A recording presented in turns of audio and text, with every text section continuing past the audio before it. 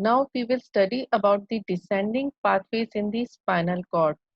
So as we very well know that all the sensory information from the various receptors, it will travel towards the brain in the sensory or the ascending tracts of the spinal cord.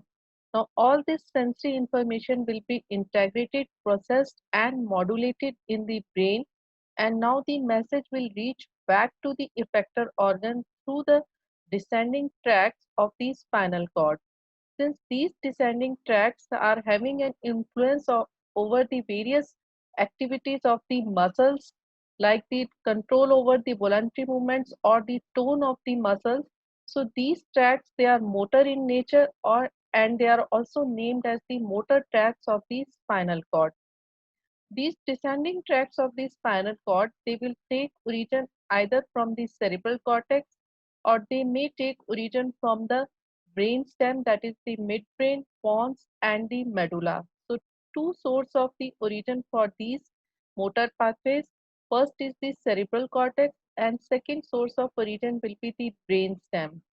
And these motor pathways, they will control the various voluntary movements in the body. They will regulate the muscle tones, and they will also have a regulation over the various spinal reflexes, and also they will have the regulation over the autonomic functions of the body. Now these motor pathways, they can be classified into two categories. They can be either pyramidal tracts or the extrapyramidal tracts. The pyramidal tracts, they pass through the elevations in the medulla that are named as the pyramid, and the all other tracts other than the pyramidal tracts, they are named as the extrapyramidal pathways. So the word pyramidal tract is derived from the fact that they are passing through the pyramid of the medulla. Further, these pyramidal tracts, they are the type of direct pathways, and the extrapyramidal pathways, they are classified under the category of indirect pathways. By direct pathway means that the cell bodies of these neurons, they will be present in the cerebral cortex, and axons of these neurons, they will pass directly up to the spinal cord without relaying at any place in between. So through these pathways, the cerebral cortex, it is having a direct influence over the spinal cord, while the by the word extrapyramidal pathways, these extrapyramidal pathways, they will take origin either from the midbrain, pons or the medulla, and these pathways, they will have an also have an influence from the cerebral cortex. So as for example, we see in this diagram, here we can see the red nucleus of the midbrain, and from this red nucleus, the rubrospinal tract, a part of the indirect or extrapyramidal pathway, arises. But this red nucleus, it is also under the influence of the cerebral cortex by the corticorubral tract. So in this way, the cerebral cortex, it is influencing the red nucleus, and the red from the red nucleus, now the rubrospinal tract, it arises. So through this pathway, the cerebral cortex, it is having an indirect control over the spinal cord.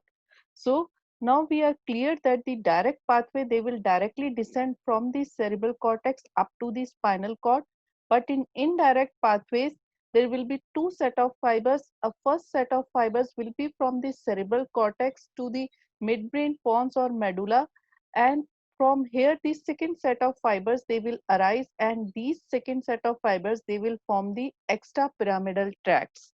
So this is the concept of the direct and indirect pathways, and in the direct pathways we have the pyramidal tracts, and indirect pathways, they are the extrapyramidal tracts. But these extrapyramidal tracts, they are also under the influence of the cerebral cortex. The pyramidal tracts, they control the various voluntary skillful movements in the body, while the extrapyramidal tracts, they are needed mainly for the maintenance and control over the posture in the body. And clinically, it is very difficult to differentiate between the lesions of the pyramidal or the extrapyramidal pathways. But so in the clinical lesions, both the pathways, they are considered together, but functionally both the pathways, they are different. When the pyramidal tracts, they are controlling the voluntary movements, the extrapyramidal pathways, they are having a control over the posture. Various descending tracts present in the spinal cord are: under the pyramidal group, we have the corticospinal and the corticonuclear tracts. And the corticospinal tracts, they are further off lateral and the anterior corticospinal tract category according to their position in the white column of the spinal cord. So here the lateral corticospinal tract, it is lying in the lateral white column, and the anterior corticospinal tract, it is lying in the anterior white column of the spinal cord. So, and the corticonuclear tracts, though they are not passing through the pyramid of the medulla, but still they are classified under the pyramidal group because they are taking origin from the cerebral cortex and they are following the pathway of the corticospinal fibers. So under the pyramidal group, we have the corticospinal and corticonuclear tracts, and corticospinal tracts, they are further of the lateral and anterior corticospinal variety. The extrapyramidal tracts, they are of the following types. They are rubrospinal tracts, tectospinal tracts, vestibulospinal tracts. The vestibulospinal tracts, they are further of medial and lateral types. Olivospinal tracts, reticulospinal tracts, and reticulospinal, they are further medial and lateral reticulospinal tracts. And descending autonomic fibers are also under the classification of extrapyramidal tracts. Now we will study all these tracts one by one. First, about the pyramidal tracts. These pyramidal tracts, they have a sequence of two order neurons, an upper motor neuron and a lower motor neuron. The cell bodies of the upper motor neurons, they are present in the cerebral cortex.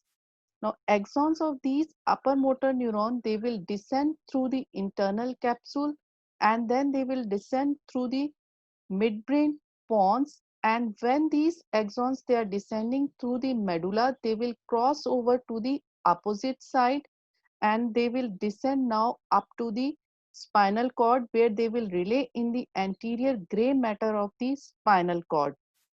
So the upper motor neuron fibers, they will take origin from the cerebral cortex, and these will descend up to the spinal cord without relaying any at any place in between, and they will also cross over to opposite side in the medulla. So here we can see this in this red color, then upper motor neuron fibers from the cerebral cortex up to the gray matter of the spinal cord. The cell bodies of the lower motor neurons, they are present in the anterior gray horn of the spinal cord, and axons of these lower motor neurons, they will now form the ventral root of the spinal nerve, and these axons, they will supply the voluntary muscles of the body. So this lower motor neuron fibers, they are in fact the ventral root of the spinal nerve. So two set of neurons, an upper motor neuron taking origin from the cerebral cortex and passing up to the anterior gray horn of the spinal cord, and the low where the cell bodies of the lower motor neuron, they are located, and the axons of the lower motor neuron, they are forming the ventral root of the spinal nerve, and they will supply the muscles. Now we will study in detail about the course of the pyramidal tracts. The pyramidal tracts, they include the two groups, the corticospinal and the corticonuclear tracts. First, about the corticospinal tracts. The corticospinal tract, it contains the fibers whose cell bodies, they are located in the cerebral cortex, and these fibers, they will end up in the anterior horn cells of the spinal cord. So corticospinal tract, it will extend from the cerebral cortex up to the anterior horn cell of the spinal cord. Now the axons which are present in the corticospinal tracts, their cell bodies, they are located in the primary motor area, premotor area, supplementary motor area, and the primary sensory areas of the cerebral cortex. In the primary motor area, there are present giant pyramidal cells of bats, whose axons, they will contribute to the 30% of the fibers of the corticospinal tract, while another 30%, they will be contributed by the premotor area and the supplementary motor area. the 40% of the fibers of the corticospinal tract, they will be from the primary sensory areas of the cerebral cortex. Now the axons from these various motor areas, premotor and the sensory areas, they will start descending towards the spinal cord. These axons, they will first collect in the cerebrum as the corona radiata. Here we can see these descending fibers from the various motor and the sensory areas which have formed collected in a fan shaped manner, that is the corona radiata, and now they start descending, and first they will descend through this internal capsule, and then from the internal capsule these fibers they will descend into the various parts of the brainstem. From the internal capsule, first they will reach up to the midbrain. In the midbrain, they will pass through this crus cerebri of the midbrain, and then they will reach up to the pons. In the pons, these corticospinal fibers, they will be dispersed into various small bundles, and these small bundles of the corticospinal fibers, they will now collect and form a single tract in the upper part of the medulla. And in the upper part of the medulla, when these bundles they collect, they will form an elevation that is named as the pyramid, hence the name of the fibers, the pyramidal fibers. Now fibers from the upper part of medulla, now they start descending in the lower part of the medulla, and as the fibers they reach to the lower part of the medulla, the 75% of these descending corticospinal fibers, they will cross over to opposite side. And these crossing fibers of the corticospinal tracts, this is named as the motor decussation in the lower part of the medulla. Now 75% fibers which have crossed to opposite side, they will start descending in the spinal cord as the lateral corticospinal tract, and the fibers which are uncrossed, they will descend in the spinal cord as the anterior corticospinal tract. So the descending corticospinal fibers, they are now have become of two types. One is the crossed type, which are lateral corticospinal tracts, and other are uncrossed type, that are the anterior corticospinal tract. And 75% fibers they have crossed as lateral tracts, and 20% which have remained uncrossed and anterior corticospinal tracts, they will also cross at various levels in the spinal cord to the opposite side. So ultimately they will also controlling the opposite half of the body, but the remaining 5% fibers, they will descend as such in the spinal cord and they will not cross at any level. So this is the course of the corticospinal fibers from the cerebral cortex. So here we can just revise this course once again. The the corticospinal tracts, they are the axons of the neurons whose cell bodies, they are located in the primary motor area, premotor area, and various sensory areas of the cerebral cortex. Now axons, they will start descending first in a fan-shaped manner as corona radiata. Then these fibers, they will descend through the internal capsule, and then they will pass through the midbrain in the crus cerebri. In the pons, these fibers, they will be dispersed into small bundles. In the upper part of the medulla, these fibers, they will collect to form the elevations which are named as the pyramids.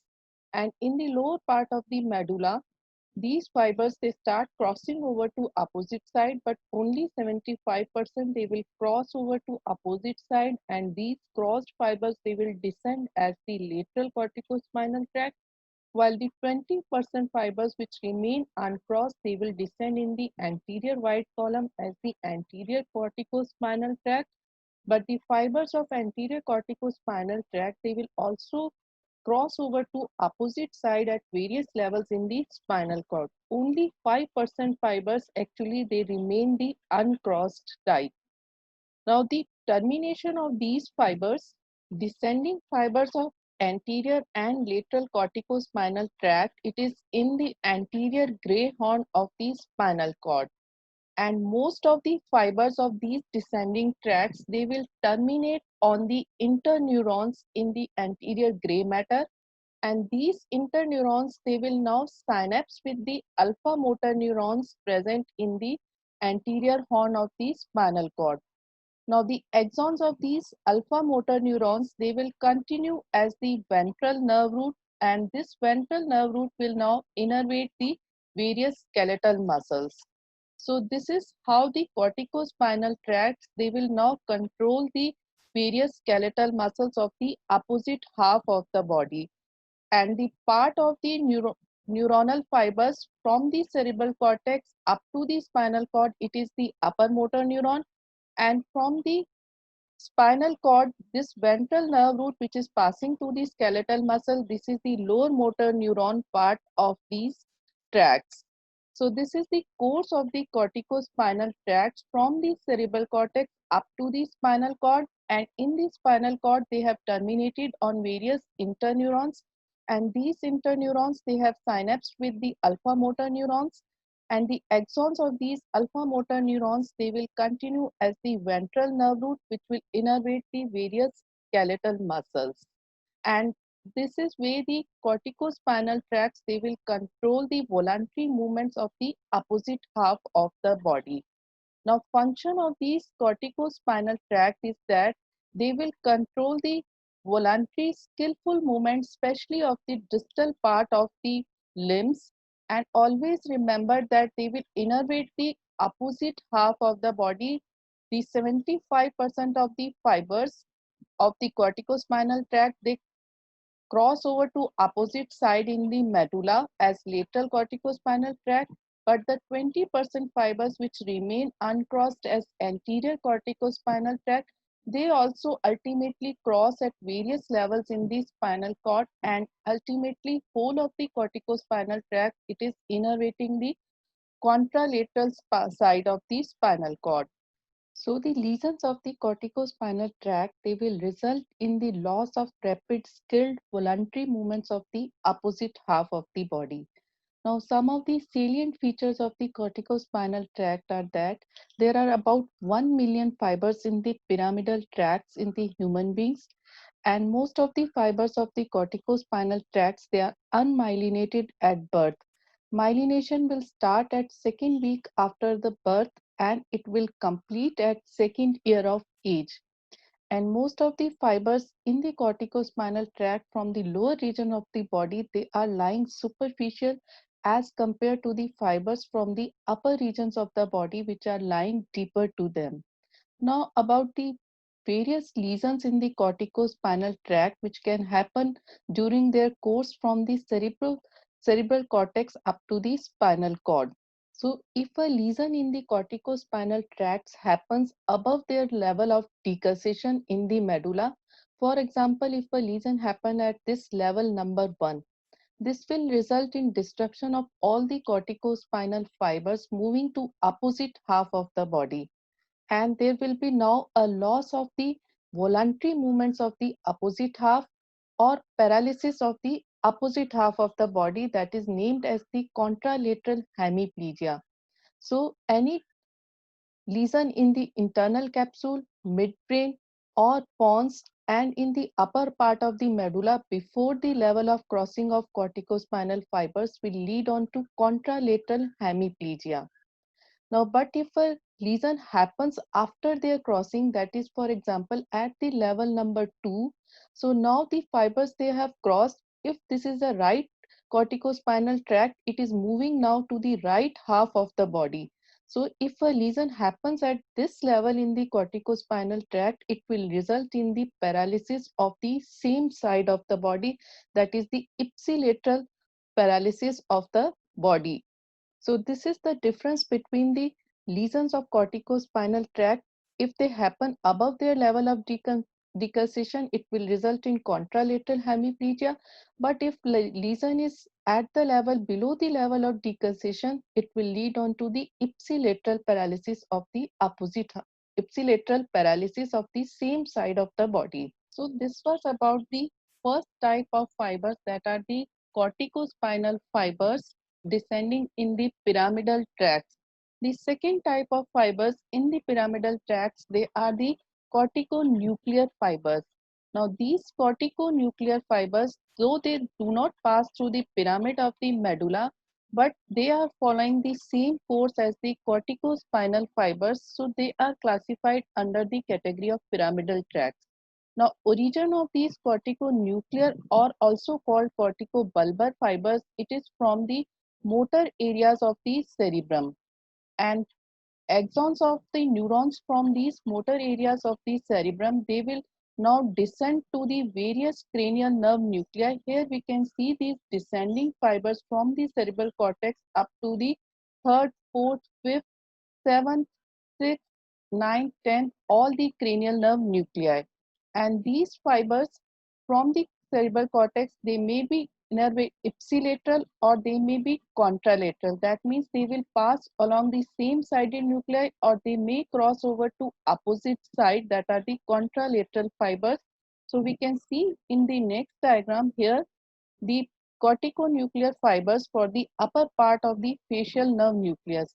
And for this part of the nucleus, we have the corticonuclear fibers from the same side of the cerebral cortex, as well as there are present fibers from the opposite side of the cerebral cortex. But for the lower part of the nucleus, only the fibers from the opposite side of the cerebral cortex, they are passing. So this is about the corticonuclear tracts, which are starting from the cerebral cortex and they are terminating on the various cranial nerve nuclei. They can be ipsilateral or they can be contralateral. And the upper motor neuron fibers in these corticonuclear tracts, they are the fibers which are passing from the cerebral cortex up to the various cranial nerve nuclei. And lower motor neuron fibers of the corticonuclear tracts, they are actually the nerves which are starting from these cranial nerve nuclei. So these tracts, they will also have an upper motor neuron and a lower motor neuron. So now we will discuss about the difference in the lesions of the upper motor neuron fibers and the lower motor neuron fibers. Now by the word upper motor neuron fibers, we mean the axons of the corticospinal tract whose cell bodies they are lying in the cerebral cortex. Now these axons, they descend from the cerebral cortex up to the anterior gray matter of the spinal cord. So this is the upper motor neuron which is extending from the cerebral cortex up to the anterior gray matter of the spinal cord. Now by the lower motor neuron fiber, we means the axons whose cell bodies they are lying in the anterior gray matter of the spinal cord. So this lower motor neuron fibers, they are actually the ventral nerve root of the spinal cord, and this ventral nerve root will innervate a skeletal muscle. So the upper motor neuron means fibers, they means the fibers of the tract itself, whether corticospinal or corticonuclear tract, while the lower motor neuron, it means the individual nerve of a muscle.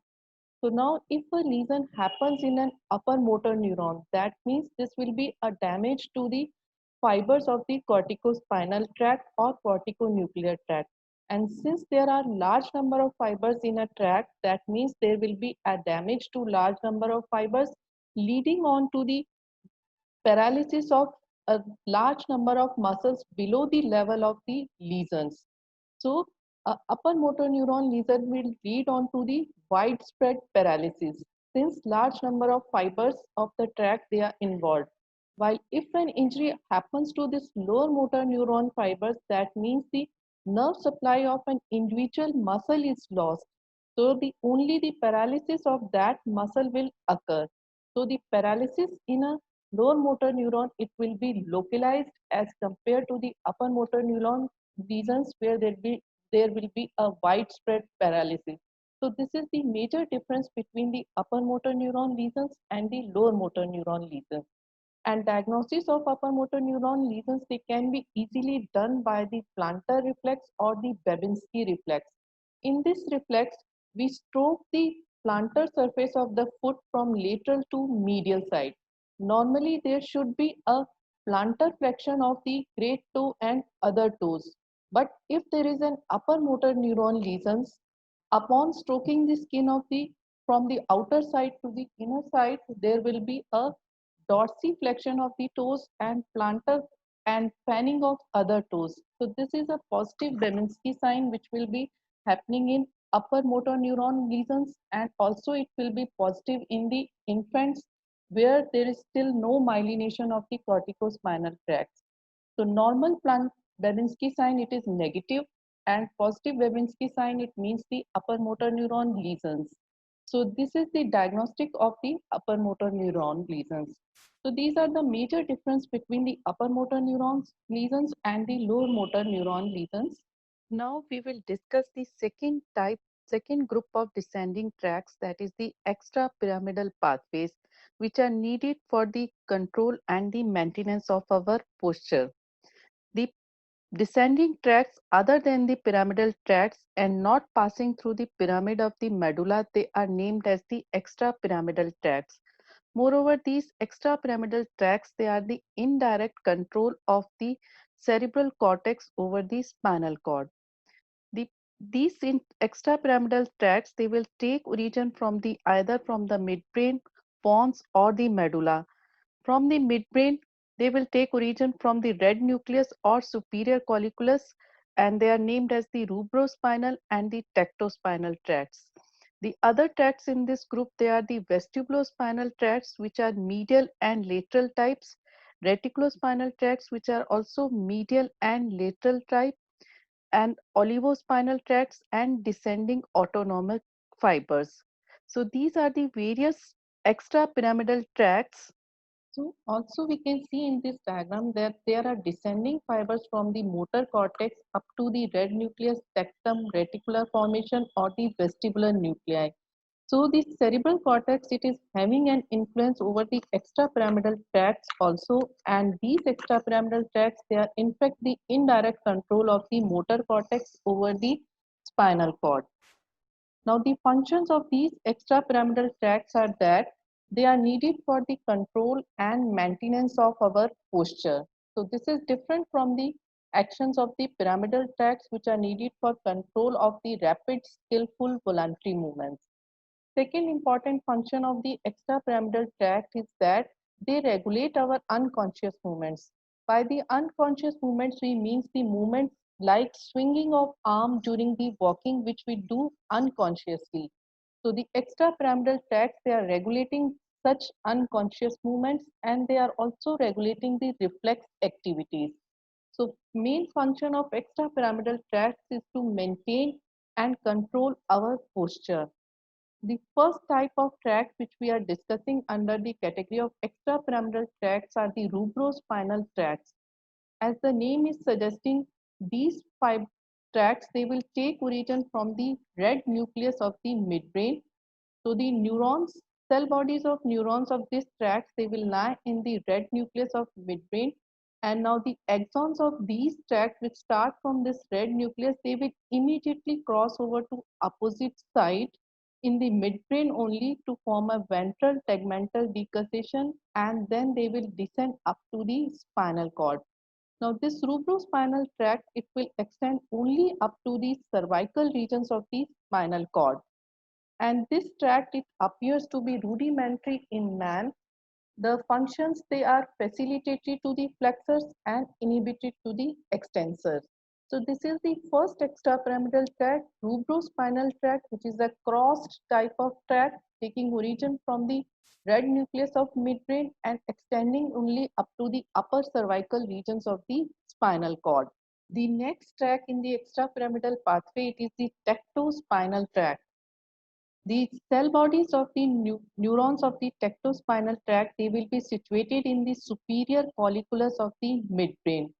Now, axons from these neurons, they will descend, and they will also, like the rubrospinal tract, they will immediately cross over to opposite side in the midbrain only to form the dorsal tegmental decussation. And now these fibers, they will be terminating in the spinal cord. This tectospinal tract, it has a function that it controls the movements of the head and neck in response to the visual stimuli. So this is about the tectospinal tract taking origin from superior colliculus of midbrain, immediately crossing over to opposite side and descending up to the spinal cord. and controlling the movements of head and neck in response to the visual stimulus. The next tract in the category, it is the vestibulospinal tract. First, about the lateral vestibulospinal tracts.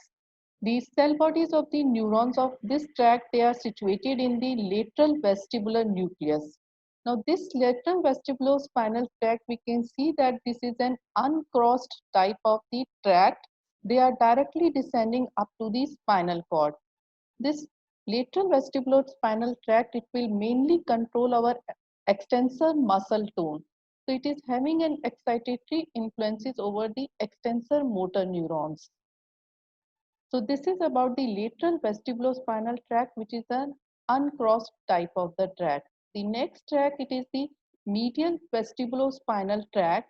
In the medial vestibulospinal tract, which is taking origin from the medial vestibular nucleus in the pons, they axons of these nucleus, they will descend as uncrossed as well as the crossed type of fibers.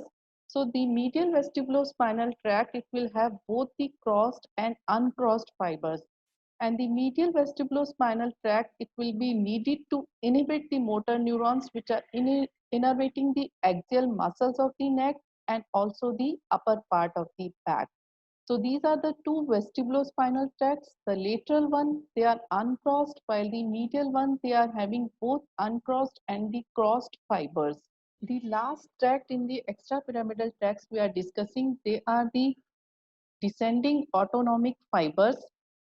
Now these descending autonomic fibers, they will descend from the higher centers and they will terminate on the various autonomic neurons in the lateral horn of the thoracic and the upper lumbar segments, which are for the sympathetic neurons, and the sacral segments of the spinal cord, which are for the parasympathetic neurons. So the autonomic nervous system, it is also under the control of higher centers by these descending autonomic fibers. So this is about the extrapyramidal tracts, which are the indirect type of pathways and which are needed for mainly for control of and maintenance of our posture. Now the major difference between the pyramidal and the extrapyramidal tracts are that the pyramidal tracts, they are recent in evolution, while the extrapyramidals, they are older as compared to the pyramidal tracts. And in the pyramidal tracts, we have studied the corticospinal and corticonuclear, but other tracts like the tectospinals, rubrospinals, vestibulospinals, they are under the category of extrapyramidal tracts. And the pyramidal tracts, they take origin from the motor cortex, while the extrapyramidal tracts, they are taking origin from red nucleus, superior colliculus, and vestibular nucleus. And moreover, the major difference is in the air function. The pyramidal tracts, they are mainly controlling the voluntary skillful movements, while the extrapyramidal tracts, they are mainly controlling the tone of the muscles, and also they are needed for maintenance of equilibrium through vestibulospinal tracts. So they are having mainly postural control. So this is the major difference between the pyramidal and the extrapyramidal tracts. So now we have studied all the descending fibers in the spinal cord, which were in the lateral white column, they are the lateral corticospinals and the rubrospinal tracts, while in the anterior white column, we have studied the anterior corticospinals, the medial reticulospinals, and the vestibulospinals and textospinal tracts. So that completes our topic on the tracts of the spinal cord.